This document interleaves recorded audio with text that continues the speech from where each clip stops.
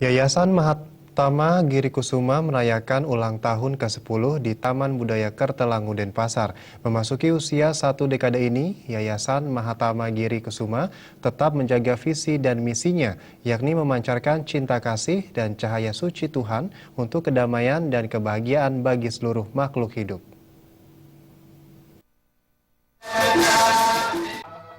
Yayasan Mahatama Giri Kusuma merupakan yayasan yang mempelajari ilmu spiritual dan dilandasi love, cinta kasih, and light, cahaya suci Tuhan, serta tidak membedakan agama karena bersifat universal.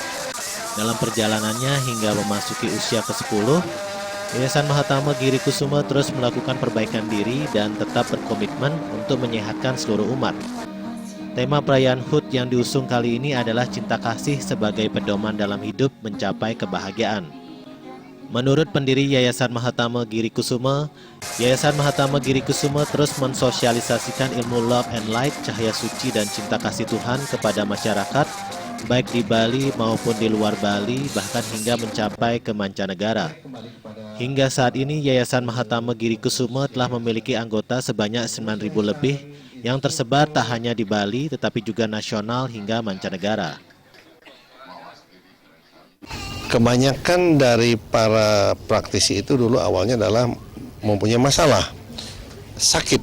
Ada yang sebenarnya sakit fisik, sakit kantong ya, rezeki macet ya.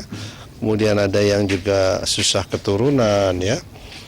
Nah, mudah-mudahan ke depan ini setelah berusia 10 tahun masih makin banyak lagi para masyarakat ya yang membutuhkan bisa bergabung ya, terutama orang-orang yang mempunyai educated. Ketua Yayasan Mahatama Giri Kusuma mengaku sangat bersyukur karena memasuki usia 10 tahun, Yayasan Mahatama Giri Kusuma terus mendapat dukungan dari pemerintah dan pihak-pihak lain. Kedepan, Yayasan Mahatama Giri Kusuma diharapkan bisa bergandengan tangan dengan pihak pengobatan medis dalam memberikan pelayanan kesehatan. Tentu mudah-mudahan nanti bahwa pengobatan tradisional atau penyembuhan tradisional bisa bergandeng tangan dengan penyembuhan atau pengobatan secara tradisional ataukah yang kita sering sebut pengobatan modern, konvensional kedokteran. Ini barangkali kita harapkan ke depan.